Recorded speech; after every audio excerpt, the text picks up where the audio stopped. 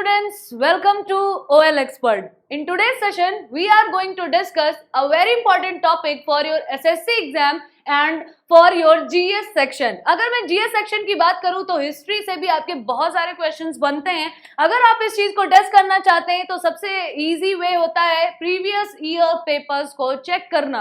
तो अगर आपने प्रीवियस ईयर पेपर्स देखे होंगे तो आपको पता होगा कि इंडस वैली सिविलाइजेशन, यानी कि अगर हिंदी में बात करें तो सिंधु घाटी सभ्यता से बहुत सारे क्वेश्चंस आपके बनते हैं।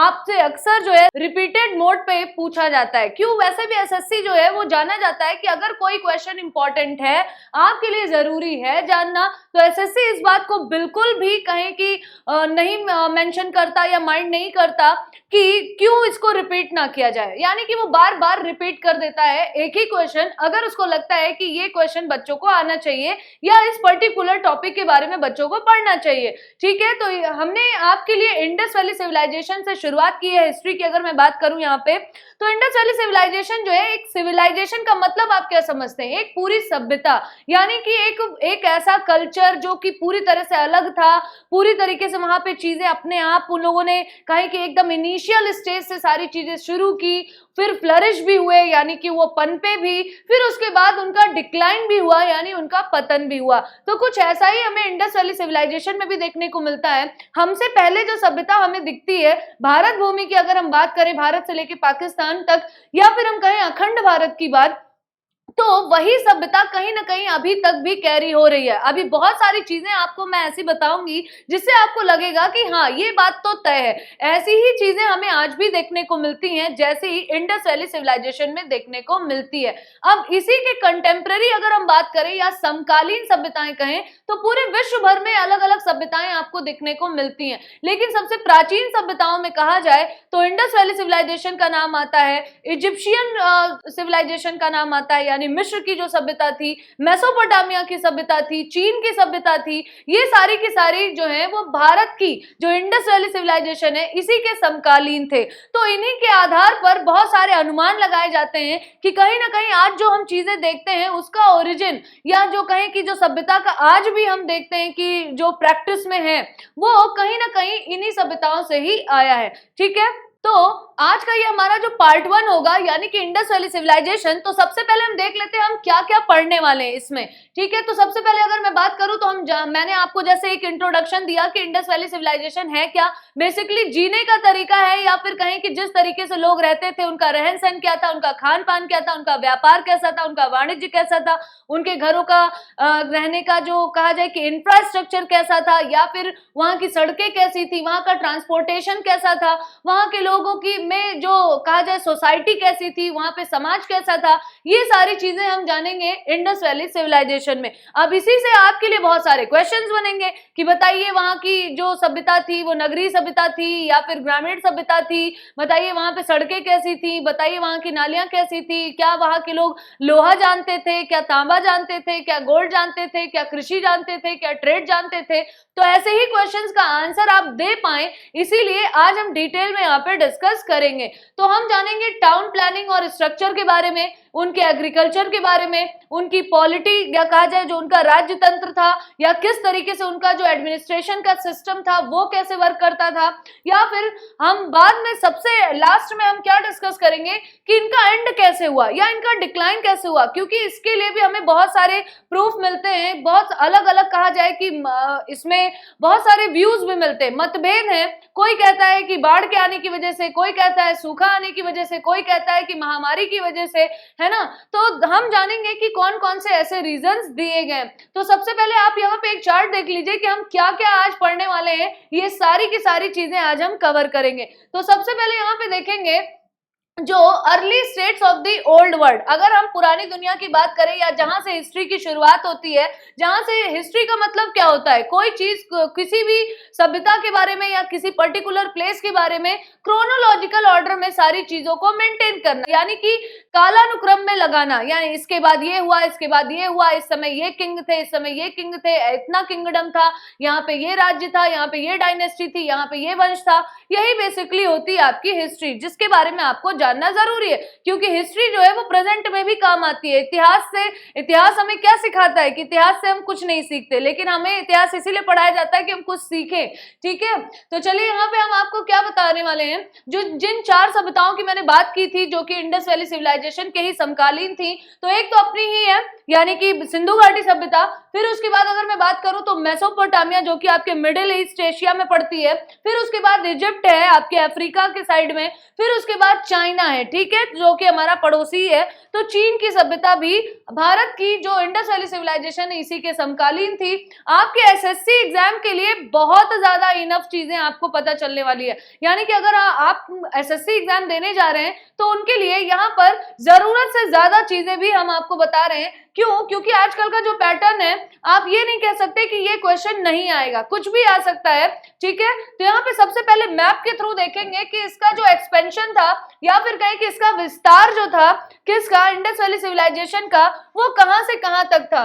तो पहली बात तो यहाँ पे जो आप मैप में ब्राउन वाला पोर्शन पूरा देख रहे हैं, ये ब्राउन वाला जो पोर्शन पूरा है, ये पूरा अभी तक, हो सकता है कि इसके बाद और भी हमें देखने को मिले, लेकिन अभी तक जितने भी एक्सकवेशन किए गए हैं या खुदाई की गई है किसके द्वारा, आर्कियोलॉजिकल सर्वे ऑफ इंडिया द्वारा, तो जो अभी हमें स्ट्रक्चर दिखाई देता है वो आपके पाकिस्तान के बलूचिस्तान से शुरू होता है। पाकिस्तान के बलूचिस्तान में एक प्लेस है आपका सुतकांगे डोर, वहां पे हमें आखिरी साइट मिलती है वेस्टर्न साइड में। और फिर अगर हम नॉर्थ की तरफ बढ़े तो नॉर्थ में हमारे ही देश में यानी जम्मू कश्मीर जो यूटी बना है नया, यहाँ पर पड़ता है आपका मांडा, जो कि मोस्ट नदर्न साइट है, किसकी, most northern site of the Indus valley civilisation. ठीक है, तो अगर बात की जाए नॉर्दर्न साइड में कि मोस्ट नदर्न साइट कौन सी है, तो आंसर होता है मांडा। ठीक है, भारत में ही है। फिर उसके बाद अगर हम ईस्ट की तरफ बढ़े तो ईस्ट में जब जाएंगे तो आपको यूपी तक जाना पड़ेगा, और यूपी में जब आप जाएंगे तो मेरठ के पास में पड़ता है आपका आलमगीरपुर। कौन सा, आलमगीरपुर। तो ये आखिरी साइट होती है पूर्व की तरफ यानी कि ईस्ट की तरफ। ठीक है, तो इसका विस्तार ईस्ट में यूपी तक है।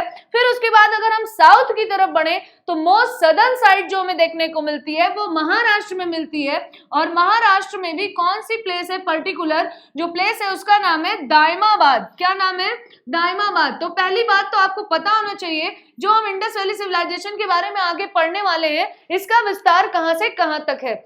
तो जितनी भी चीजें हमें मिलेंगी, अभी आप देखेंगे टेराकोटा की मूर्तियां मिलेंगी, बहुत सारी कहीं की डांसिंग गर्ल की स्टैचू मिलेगी, बहुत सारे आपको स्क्रिप्चर्स मिलेंगे, है ना।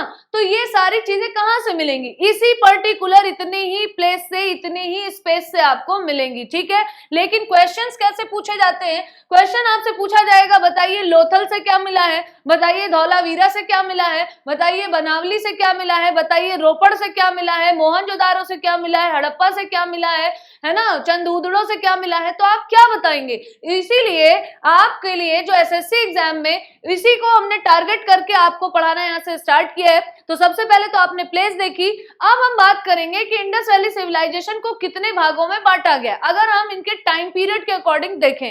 ठीक है, तो ये लगभग अगर देखा जाए तो इसकी शुरुआत मानी जाती है 3300 ईसा पूर्व से, यानी कि 3300 बीसी से, और एंड इसका कब माना जाता है, 1500 ईसा पूर्व तक ही, यानी कि ये आफ्टर क्राइस्ट या कहीं जो एडी है यानी ईस्वी, यहां तक आई ही नहीं है। 1500 साल और पहले अगर हम देखें, यानी कि 1500 साल और पीछे जाएंगे तभी इनका जो डिक्लाइन हो चुका है, यानी कि इंडस वैली सिविलाइजेशन जो है वो यहां तक समाप्त हो चुकी थी। तो इतने वर्ष को, यानी कि अगर हम 1500 से उल्टा चले 3300 तक, लगभग कितने साल हो गए आपके, 1800 साल। तो 1800 साल के बीच में इनको 3 भागों में बांटा गया, यानी 1800 ईयर्स में। तो पहली जो स्टेज मानी गई, यानी कि जहां से इनकी शुरुआत हुई इनिशियली, उसको बोलते हैं अर्ली हड़प्पन स्टेज। अब इसको अर्ली हड़प्पन स्टेज क्यों बोलते हैं, क्यों, क्योंकि जो पहला एक्सकवेशन किया गया वो हड़प्पा में ही किया गया, इसीलिए इंडस वैली सिविलाइजेशन का एक अदर नेम भी होता है हड़प्पा सिविलाइजेशन। कभी हम मोहनजोदारो सिविलाइजेशन नहीं कहते,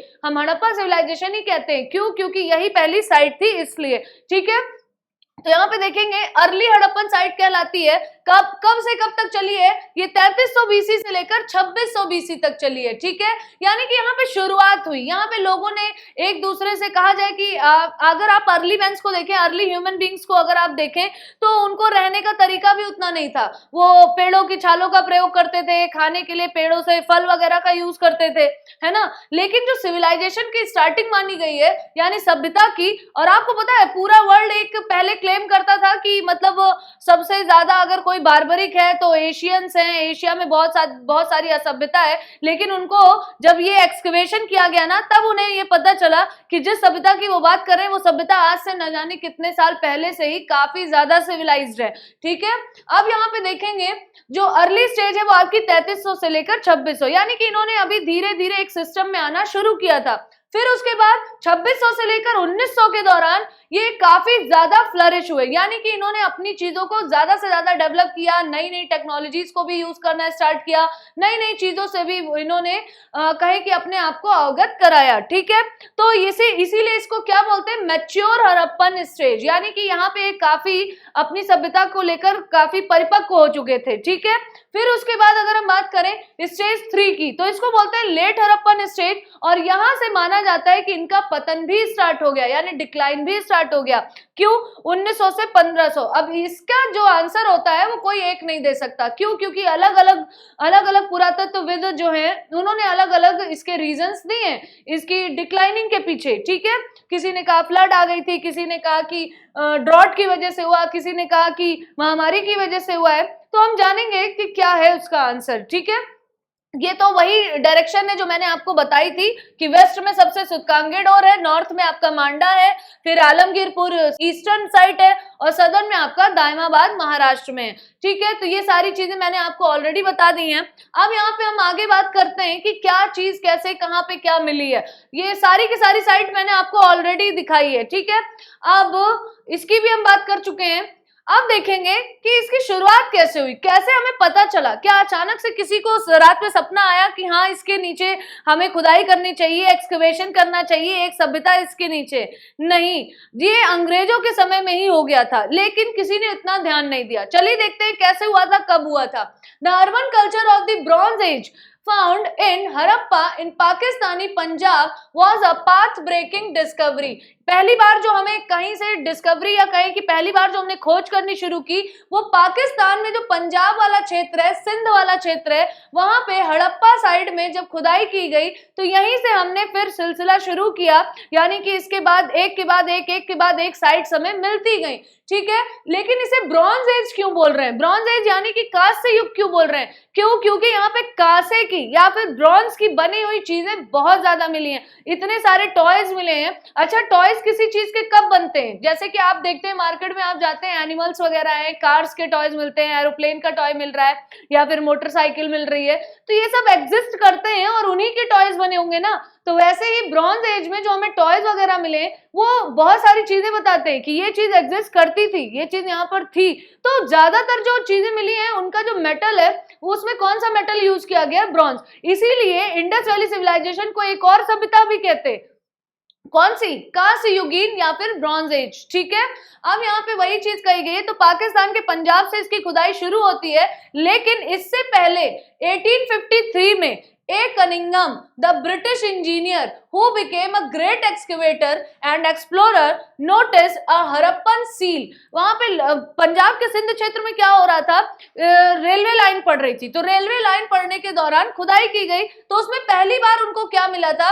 एक हड़प्पन सील मिली थी, यानी एक मोहर मिली थी। लेकिन उस समय उन्होंने इस पे इतना ध्यान नहीं दिया कि ये हो सकता है कोई एक पूरी की पूरी सभ्यता इसके नीचे रही हो, ऐसा उन्होंने ध्यान नहीं दिया। लेकिन अगर माना जाए कि पहली बार इसके साक्ष्य कब मिले, एविडेंस कब मिले, तो आपको 1853 में ही मिले थे। ए कनिंगम यानी कि अलेक्जेंडर कनिंगम के समय में, ठीक है। Through the seal showed a bull and 6 written letters. अब इस पे क्या बना हुआ था?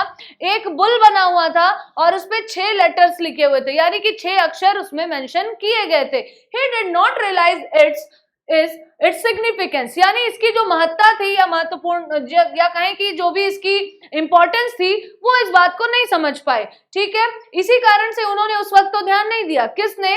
अलेक्जेंडर कनिंगम ने। लेकिन बाद में क्या होता है, बाद में हमारे ही देश के यानी भारतीय आर्कियोलॉजिकल सर्वे ऑफ इंडिया के जो कहा जाए कि एक्सकेवेटर थे, क्या नाम था उनका, दो लोगों का नाम आता है, आर.डी. बनर्जी और दयाराम साहनी। इन लोगों की वजह से काफी कुछ हमें आगे जानने को मिला। तो वही सेम चीज आपकी यहाँ पे हिंदी में लिखी है। अब आगे यहाँ पे देखते हैं, मच लेटर। अब कहाँ बात हो रही है, 1853 की। 1853 यानी 47 ईयर्स उधर और आपके 21 ईयर्स इधर, यानी कि लगभग 68 ईयर्स, 68 साल बाद कहीं पे 1921 में the potentiality of the site of Harappa was appreciated when an Indian Indian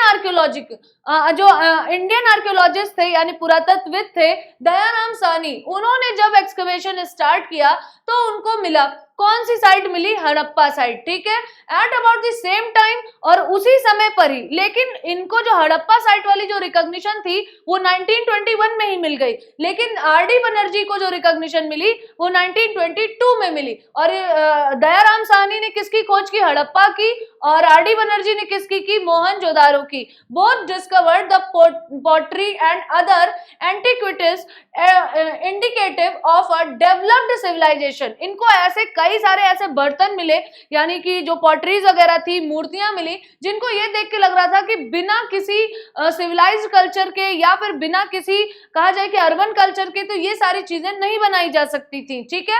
तो बहुत सारे इंडिकेशन जो है या संकेत हैं वो इन्हीं दोनों खुदाइयों से ही मिल गए थे।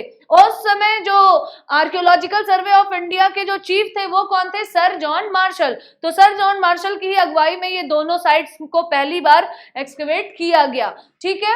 अब वही सेम चीज आपकी हिंदी में लिखी है, मैंने ऑलरेडी आपको हिंदी में भी एक्सप्लेन कर दिया है। अब यहाँ पे देखेंगे, large scale excavations were carried out at Mohenjodaro under the general supervision of Marshall in 1931। लेकिन इसके बाद जो सबसे मेजर, पहली बार कब हुआ, 1921 में, लेकिन जो एक साथ बल्क में जो खुदाई शुरू हुई वो 1931 में शुरू हुई, ठीक है। फिर उसके बाद मेके एक्सकवेटेड द सेम साइट इन 1938। फिर मेके आए, इंजीनियर थे, उन्होंने किया। फिर उसके बाद बहुत सारे लोग आए, यहाँ पे आपसे क्वेश्चन नहीं पूछा जाएगा। फिर 1940 में होता है। फिर इसके ये जो फिर जब स्टार्ट हुआ एक्सकवेशन, फिर रुकने का नाम नहीं लिया। अभी 2014 तक भी हमें बहुत सारी साइट्स अभी देखने को मिली हैं, न्यू साइट्स, ठीक है। वही सेम चीज आपकी हिंदी में लिखी है, मैंने ऑलरेडी आपको बताया। अब यहाँ पे देखिएगा, in the post independence period archaeologist from both India and Pakistan excavated the Harappan and connected sites. अब आपको पता है कि 1947 तक तो इंडिया पाकिस्तान एक ही में थे, यानी कि कोई डिवाइडेशन हुआ ही नहीं था, यानी कि कोई बंटवारा नहीं हुआ था। लेकिन उसके बाद तो हो गया। और आपको पता है अभी अभी मैंने आपको दिखाया कि जो मोस्ट वेस्टर्न साइट है वो कहाँ पे है, पाकिस्तान में है, सिंध में ही पहली बार खुदाई हुई, पंजाब सिंध जो कि आपके पाकिस्तान में पड़ता है। तो दोनों ही देशों से जब ये बात पता चली कि यहाँ पर एक पूरी सिविलाइजेशन रही है, तो लगातार कॉन्टिन्यूली क्या होता रहा, यहाँ पे नए नए एक्सकवेशंस किए गए, जिसके अंतर्गत कई सारे आर्कियोलॉजिस्ट ने नई नई चीजें बताई। जैसे कि जो प्रमुख हैं या कहें कि जिनका नाम सबसे ज्यादा लिया जाता है, सूरज भान है, एम.के. धावलिकर है, जे.पी. जोशी हैं, बी.वी. लाल हैं, एस.आर. राव हैं, बी.के. थापड़ हैं, आर.एस. बिष्ट हैं, और आपके एक मजूमदार भी आते हैं, उनका भी नाम काफी ज्यादा चर्चा में रहता है इस चीज को लेकर, ठीक है। अब हम आगे बात करते हैं यहाँ पे, the Harappan culture developed in the northern western part of the Indian सब कॉन्टिनेंट। कहाँ पर है हड़प्पा, मैंने अभी अभी आपको दिखाया था, अभी फिर से मैप पड़ेगा तो फिर से दिखाएंगे एक बार, ठीक है। It is called Harappa. अब ये भी मैंने आपको बताया था कि इसको हड़प्पा क्यों कहते हैं, because it was the first sight which was excavated, ठीक है, क्योंकि ये पहली साइट थी, इसीलिए मैंने ऑलरेडी आपको बताया हुआ है। और कहाँ पर है, कैसे है, ये सारी चीजें भी बताई हैं। लेकिन एक आप क्वेश्चन आपसे पूछा जाता है कि बताइए which of the following state is not included in the Harappan site या फिर इन दी इंडस वैली सिविलाइजेशन साइट। तो आपको पता होना चाहिए कि कौन कौन से राज्यों में ये फैला हुआ है, ठीक है, यानी इसका विस्तार है। तो पंजाब है, हरियाणा है, सिंध का बलूचिस्तान है, गुजरात है, राजस्थान है, यूपी है और हमारा महाराष्ट्र है। लेकिन कई बार ऑप्शन में क्या दे देता है, आपको एमपी भी दे देता है, तो एमपी नहीं है, ये बात ध्यान रखिएगा, ऐसे ही क्वेश्चन आएंगे। जम्मू कश्मीर भी है, ठीक है। अब यहाँ पे देखेंगे, जिसकी हम बात कर रहे थे हड़प्पा की, तो यहाँ पे देखिएगा हड़प्पा सभ्यता जो है वो पूरी तरीके से एक ट्रायंगुलर फॉर्म में, ये देखिएगा एक ट्रायंगुलर फॉर्म आपको दिख रहा होगा, and it is situated on the bank of Ravi river. कौन सी नदी के किनारे स्थित है? रावी नदी के किनारे। और उसके बाद जो मोहनजोदारो साइट मिली है वो आपकी इंडस रिवर के किनारे है, यानी कि on the bank of Indus river, यानी सिंधु नदी के किनारे। अब ये जितने पॉइंट हम बोल रहे हैं ना, ये सारे के सारे आपके लिए क्वेश्चन है। एसएससी का पेपर उठाइए, प्रीवियस पेपर अगर आप देखेंगे हिस्ट्री के सेक्शन से, तो ये बहुत ही कॉमनली पूछा गया क्वेश्चन है, मोस्ट फ्रीक्वेंटली आस्क्ड क्वेश्चन है, ठीक है। अब वही सेम चीज आपकी हिंदी में लिखी है, मैंने ऑलरेडी आपको बताया है। अब यहाँ पे वही चीज बता रहे हैं कि कहां से कहां तक फैली है। तो हिमालय में जो लास्ट या कहें जो आउटर मोस्ट लेयर है उसको क्या बोलते हैं? शिवालिक। तो शिवालिक तक फैली है। फिर अरेबियन सागर तक हमारे गुजरात बलूचिस्तान तक फैली हुई है, ठीक है। Nearly 2800 Harappan site have so far been identified in the subcontinent. और अगर अभी तक हम देखें तो लगभग 2800 या कह सकते हैं 3000 के लगभग साइट्स हमें अभी तक मिल चुकी हैं हड़प्पा सभ्यता में या फिर हड़प्पा साइट में, ठीक है। अब यहाँ पे देखिएगा आगे हम बात करते हैं, क्योंकि पॉइंट वाइज भी आपका पढ़ना जरूरी है। तो नंबर 1 हम देखेंगे इनकी टाउन प्लानिंग और स्ट्रक्चर। टाउन प्लानिंग हम क्यों बोल रहे हैं? अच्छा, टाउन नाम क्यों बोला? टाउन नाम क्यों बोला? पहली ही बार में क्लियर हो गया कि कहीं ना कहीं ये अर्बन एरिया था या फिर कहीं अर्बन सिविलाइजेशन थी, यानी कि इनकी जो सभ्यता थी वो नगरीय थी, ठीक है। तो कैसे नगरीय थी ये हम आपको बताते हैं। यहाँ पे जो आपको एक इमेज दिख रही होगी, तो यहाँ पे घरों के स्ट्रक्चर आप देखिए, जो इंफ्रास्ट्रक्चर है वो काफी सॉलिड आपको नहीं दिख रहा है, जैसे कि आज भी हमें गाँव में देखने को नहीं मिलता है उतना ज्यादा। और कहीं और रोड्स पे अगर आप देखें, ये पिक्चर काफी क्लियर है आपको। रोड्स देखिए, हर रोड अपने आप को 90 डिग्री पे जो है कट कर रही है, इंटरसेक्ट कर रही है एक दूसरे को, है ना, यानी राइट एंगल बना रही है, समकोण पे काटती हैं। तो ये क्या आज भी हमें देखने को मिलता है? नहीं देखने को मिलता है, हर जगह तो नहीं देखने को मिलता। लेकिन इंडस वैली सिविलाइजेशन में ऐसा ही था। और सड़कें जो थी वो सड़कें 90 डिग्री पे तो काटती थी, और सड़कों के किनारे किनारे पूरा जो ड्रेनेज सिस्टम था वो बहुत अच्छा था। नालियां पक्की और वो भी ढकी हुई, जो कि आज भी बहुत रेयर होता है कि हर जगह ढकी हुई मिल जाए, यानी कि कवर्ड, ठीक है। तो ड्रेनेज सिस्टम भी इतना अच्छा था कि आप यहाँ पे देखिएगा पीछे साइड में एक रिवर भी आपको दिख रही है। तो पूरे शहर का या पूरे कस्बे का, पूरे टाउन का जो ड्रेनेज सिस्टम था वो इंटरकनेक्टेड था। और जो ड्रेन होके सारा पानी कहाँ जाता था ना, जो बड़ा नाला था उसमें जाता था, जो कि अब आप कह सकते हैं कि हमें म्युनिसिपैलिटीज में ये सारी चीजें देखने को मिलती हैं। तो नगर निगम कहाँ होते हैं? नगर में होते हैं। पंचायती राज आपके गांव में होता है। तो ये रूरल सिविलाइजेशन थी, इसीलिए ऐसा माना जाता है। और आपको बता दें, यहाँ पे जो बने हुए घर थे वो पक्की ईंटों के बने हुए थे, यानी कि पूरी तरीके से पकी हुई ईंटों से बने हुए थे, ठीक है। इसीलिए आप देख सकते हैं यहाँ पे आपको छत वगैरह भी दिख रही हैं, हर जगह पे छत है, जबकि आज हमें रूरल एरिया में भी हर जगह पे तो नहीं दिखती हैं, ठीक है। और दूसरी एक चीज और आप देखेंगे, यहाँ पे जो घरों के दरवाजे होते थे वो रोड की तरफ नहीं खुलते थे, पीछे की साइड में खुलते थे, यानी कि कोई डिस्टरबेंस रोड पे नहीं होता था। तो आपने देखा इनकी टाउन प्लानिंग और स्ट्रक्चर कैसा था। Now we will discuss about the agriculture. क्या वो एग्रीकल्चर से एक्वेंटेड थे? क्या उनको पता था कृषि कैसे होती है? बिल्कुल होती है। क्यों? क्योंकि ऐसे साक्ष्य मिले, हमें धान मिला है, हमें जौ मिला है, यानी कि खुदाई में। तो इसका मतलब है कि इन सब की खेती होती थी, यानी इनकी क्रॉप हुआ करती थी। और जो कई सारे टॉयज हमें मिले, जैसे कि मिट्टी के हल हमें मिले, कहाँ से मिला है? बनावली से। जुते हुए खेत मिले हुए हैं, यानी कि जो प्लाउड फील्ड है वो भी हमें देखने को मिलते हैं। तो यही सब कुछ एविडेंसेस हैं जो हमें बताते हैं कि they were also known by the agriculture and they were also acquainted by the agriculture, ठीक है। अब यहाँ पे आप एक इमेज में भी देख सकते हैं कि आसपास जो है वो कई सारी इस तरीके से खेतों के किनारे किनारे नालियां भी बनी हुई मिली हैं, जैसे कि इरिगेशन के लिए उनका यूज किया गया हो, ठीक है। और टॉयज के फॉर्म में आपने देखा होगा बैलगाड़ी या बुलक कार्ट के पहिए के भी साक्ष्य मिले हैं, ठीक है। अब यहाँ पे हम बात करेंगे किसकी?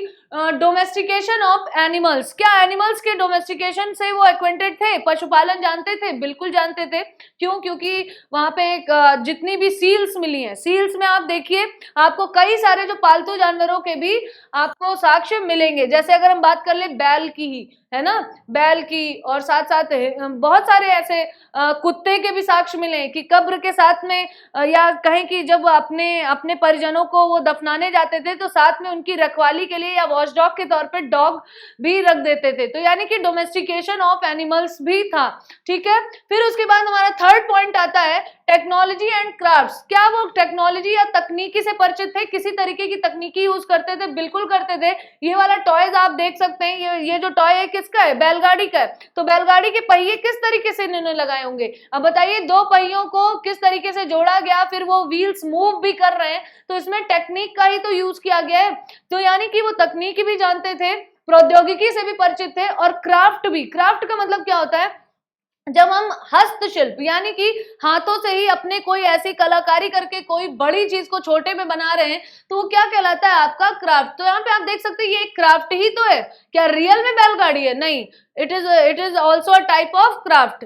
ठीक है, अब हम किसकी बात कर रहे थे? ट्रेड एंड कॉमर्स की, यानी कि वाणिज्य एवं व्यापार की, या फिर व्यापार एवं वाणिज्य की।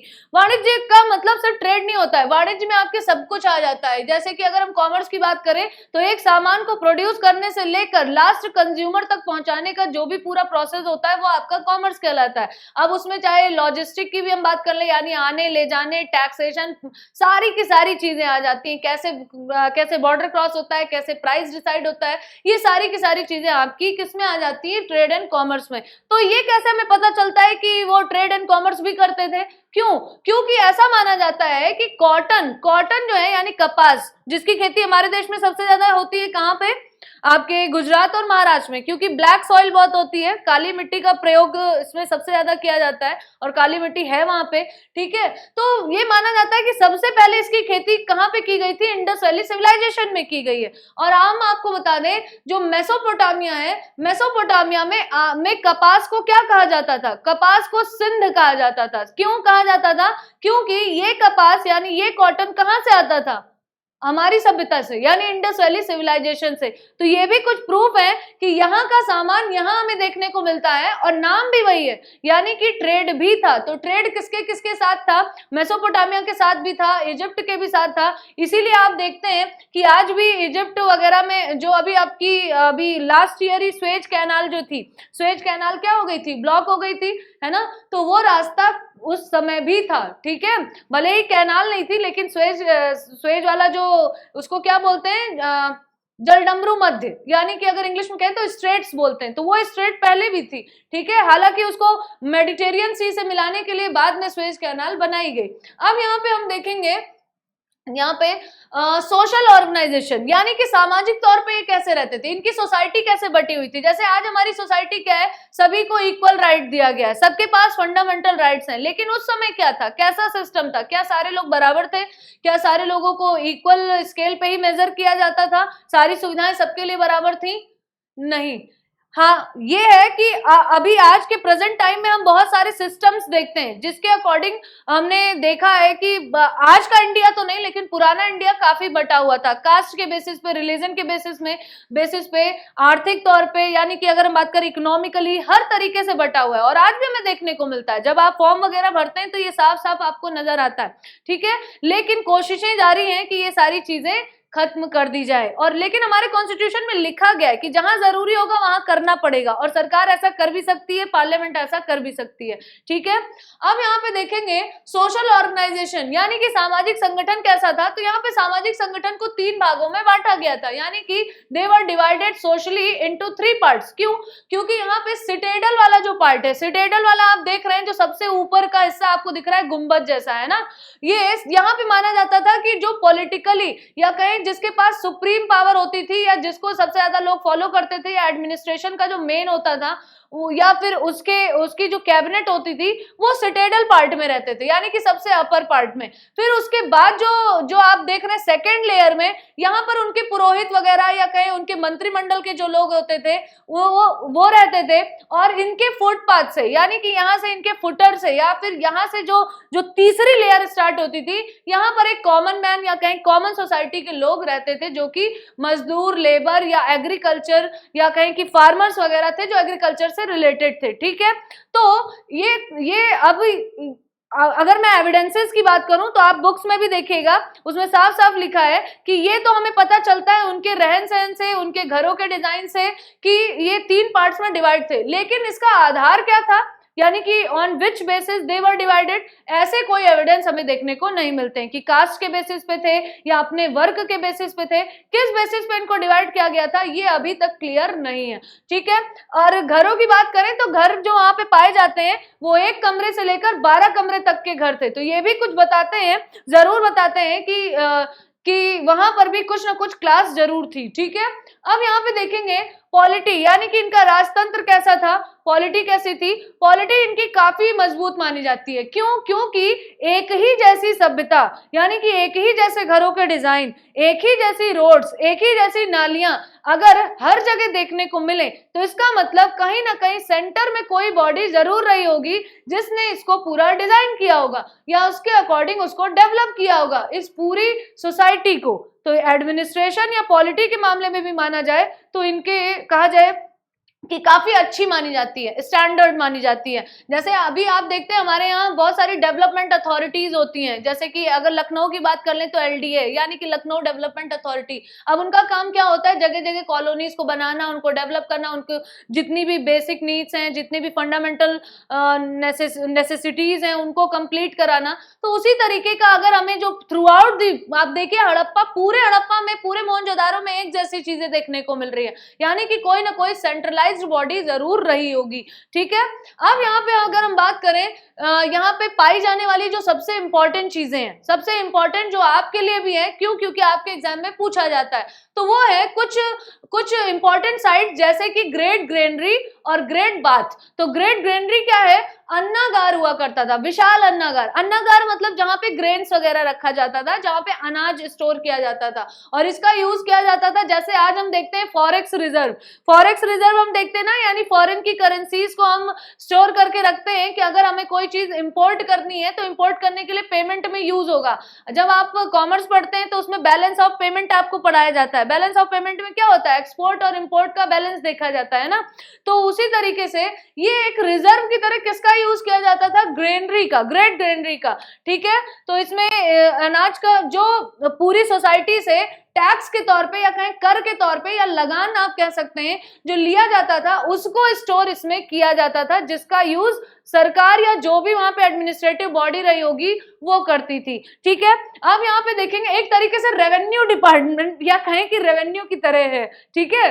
अब यहाँ पे देखेंगे रिलीजियस प्रैक्टिसेस के बारे में। रिलीजियस प्रैक्टिसेस यानी कि वहां पे लोगों का धार्मिक परंपराएं क्या थी, धर्म से क्या जुड़े हुए थे, या किसी चीज को, किसी पर्टिकुलर सेक्ट को वो फॉलो करते थे, बिल्कुल करते थे, क्योंकि वहां से कई सारी ऐसी स्टेच्यूज या मूर्तियां मिली हैं जिनको देख के लगता है कि इनको हाईली वर्शिप किया गया होगा, यानी बहुत ज्यादा इनकी पूजा वगैरह या मान्यता रही होगी। जैसे कि पशुपति नाथ की मूर्ति मिली है। अगर बात करें एनिमल्स में तो एक भैंसे का चित्र मिलता है जिसके ऊपर सींगे भी हैं और उसके आसपास कई सारे जानवर भी हमें देखने को मिलते हैं। जैसे अगर मैं बात करूं आपके गेंडे के चित्र आपको मिलते हैं, बारहसिंगा के चित्र मिलते हैं, ठीक है, बैल का चित्र मिलता है, सांप का चित्र मिलता है, पीपल के पत्ते के चित्र मिलते हैं, और आगे अभी आपको बताएंगे स्वास्तिक का भी चिन्ह मिलता है मोहनजोदारो से। और खासकर सबसे ज्यादा बार अगर किसी भी चीज को देखने को हमें मिला है इनके इंस्क्रिप्शंस में, इनकी सील्स में, तो फिशेस यानी मछलियां जो है सबसे ज्यादा बार देखी गई हैं